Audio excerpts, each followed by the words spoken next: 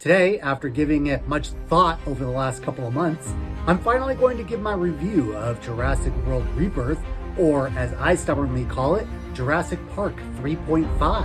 And then I'm going to roast the critics and the audience members who got it wrong. Finally, we're going to end with a Jurassic Park themed game that I invite you to play along with. All that and more coming up.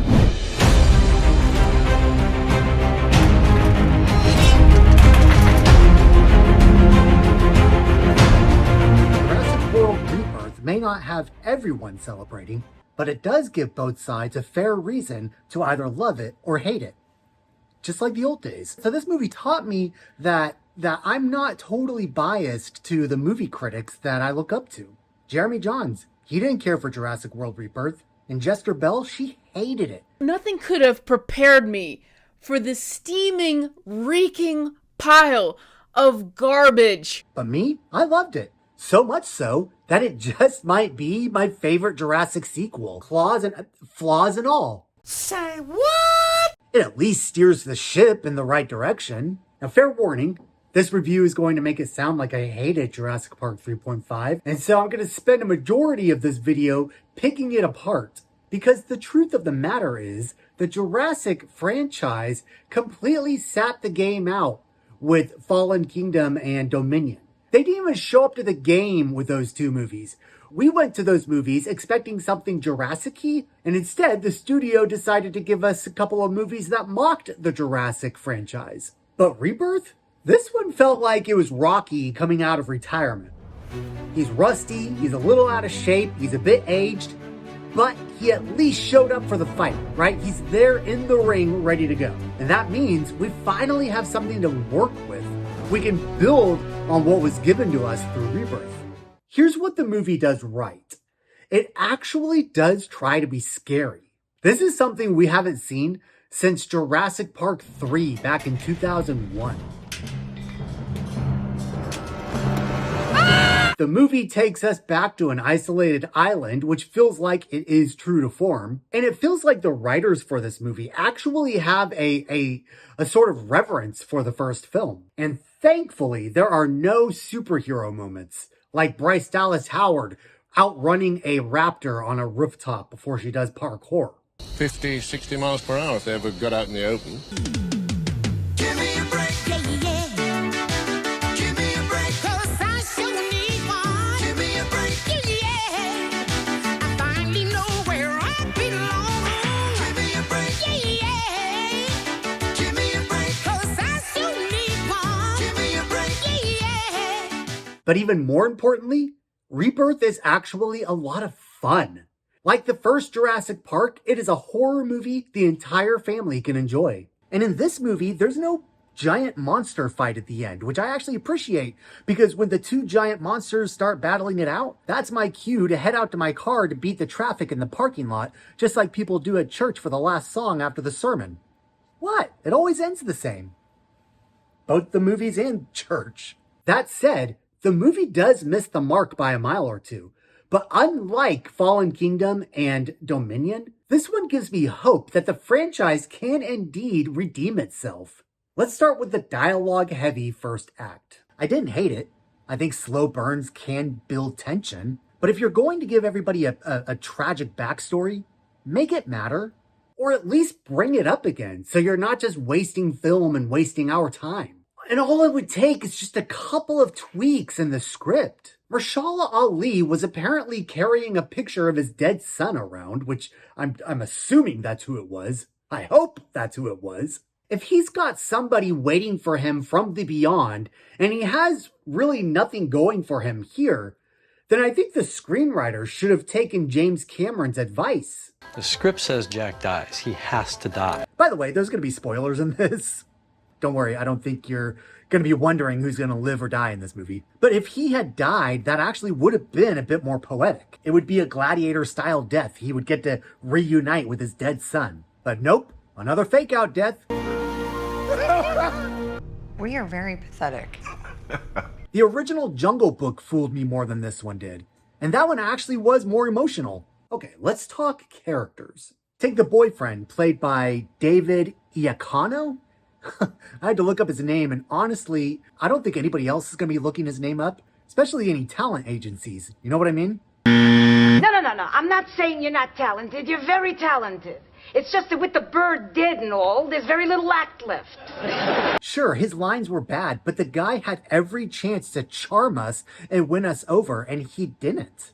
He played a lazy character lazily. Boyfriend that doesn't really have a care in the world, that is sleeping all the time, that is annoying. Next, please. He convinced me that he himself didn't want to be there. Not that his character didn't want to be there. To have Mahershala after the take tell me that I did a good job and tell me that I was funny. Say what? Compare that with Brad Pitt from Once Upon a Time in Hollywood. His character was a washed up nobody, but he made his character likable and layered and charming. But this guy? No heroic arc? No defining moment? Just a wet blanket who jumped in the water once. Hooray. Also, let your characters bond naturally. If the little girl, like the little girl, if she had bonded with the boyfriend instead of this random baby triceratops, which should have been named Sarah, by the way, like, can we just call that out as the biggest missed opportunity of Universal history? Don't forget, the OG Sarah is a Universal IP, so they could have done it. Or even Ralph. Ralph would have been a great name for you die-hard Jurassic Park fans. You know what I'm talking about? Anyway, if the little girl and the boyfriend had bonded, that in and of itself would have given him a little bit more of a heroic arc. And maybe we would have even missed him if he had died instead of Marshall Ali. It's like the writers had the coolest looking puzzle ever. And then they put it together, but they glue it and they hang it up, even though like the eye is where the foot is and it's all mixed up. That's what Rebirth feels like. Like I said, I'm only being hard on this movie because I know that it can still be so much better. It is like on its way, and I just hope they continue down this same road. Also, in the next Jurassic movie, if a guy adopts a little long neck and calls him Littlefoot, and then he goes full on John Wick on a dinosaur after it's eaten, I want producer's credit and a big fat dino check. That or a free pass to Universal Studios. I need some time away from the kids. Oh, just kidding. I'll drop you off at Disneyland on the way. You'll have to check out my next video where I'm going to offer Universal some unsolicited advice on how to actually make their Jurassic movies better going forward. But first, I want to roast the critics and the audience members who got it wrong concerning Jurassic World Rebirth. I am so excited to announce a new show Beanlight Productions, this channel, is about to bring to you. It's called Through the Decades, where you will get a chance to help me rank the biggest movies from the 1980s to today. And we'll ask the biggest questions, like which ones still shine? Which ones should fade away into oblivion? If you love movies, then this is going to be the show for you. If there's anything I love more than the movies, it's reading reviews about movies and then roasting the ones who got it wrong. If you head over to Rotten Tomatoes, you will find that the critics gave Jurassic World Rebirth a whopping 50%. And the audience gave it a slightly more respectable 71%. Obviously, with all the flaws this movie has, I do still think these scores are a bit too harsh. So let's roast the critics who hated Jurassic World Rebirth.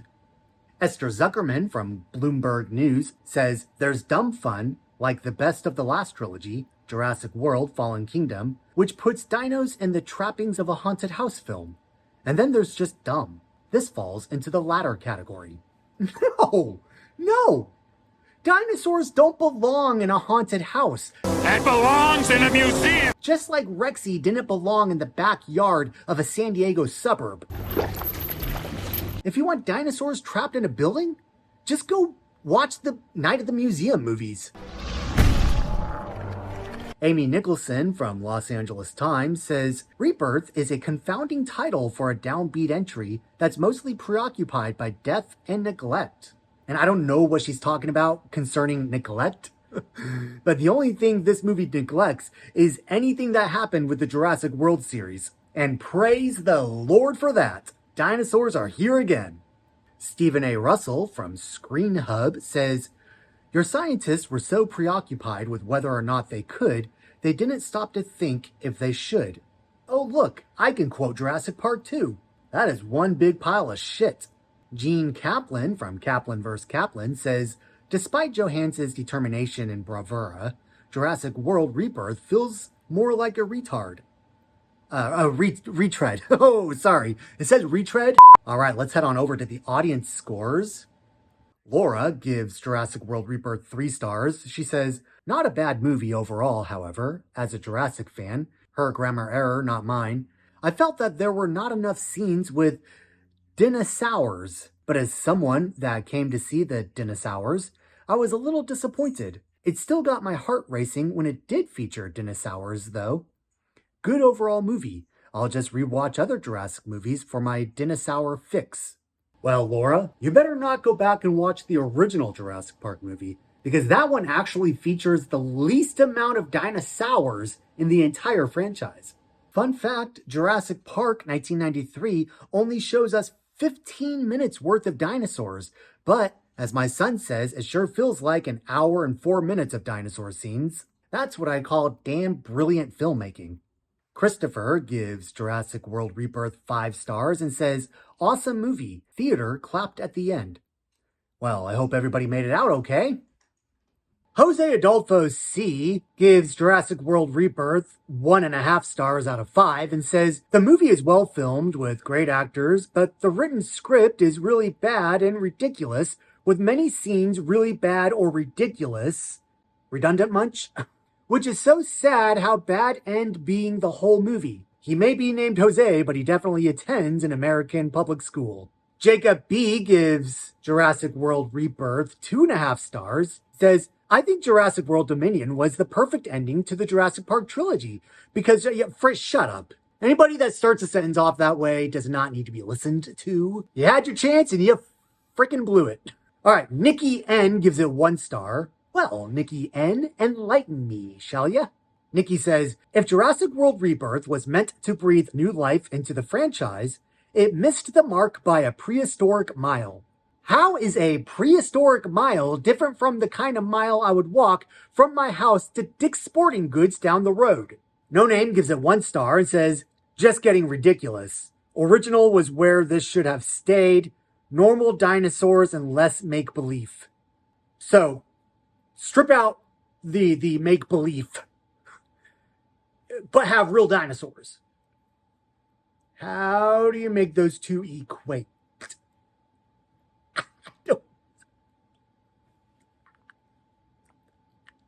Matthew G. gives the movie 4.5 stars and says, the half stars because one of the Jurassic World trilogy actors should have made a cameo. No. No! The last time the original Jurassic Park stars made a cameo, they were completely wasted. It's because of Matthew G here. He's probably a very loud, squeaky wheel who's blaring his horns to convince Hollywood that we all just want to go to the movies to see the cameos. It's all we want to see. Oh, look, it's John Cena. Oh, look, it's Scarlett Johansson. Hey, isn't that the dumb guy from Full House? Like, no, that's not fun.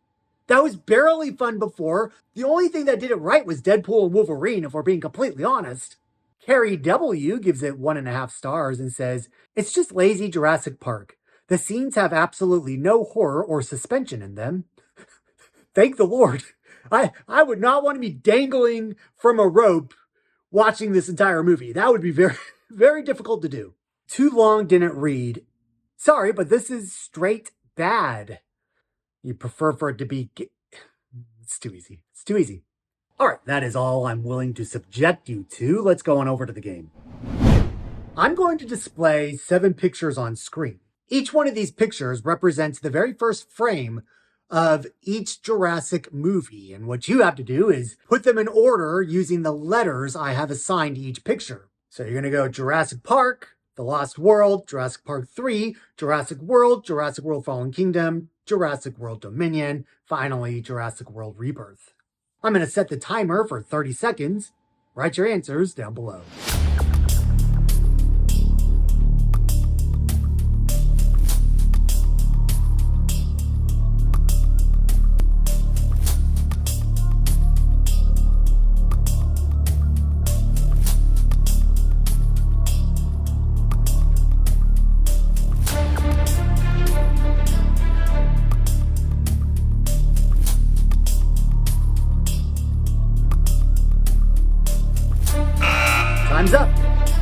How'd you do? Subscribe to this channel if you had fun today, and I'll reveal the answer in the next video, where I give Universal some unsolicited advice on how to make their Jurassic movies better going forward. You won't want to miss it, so be sure to subscribe and ring that bell to get notified. I'm Andy Toy, and this has been a Beanlight production. Until next time, thanks for hanging out.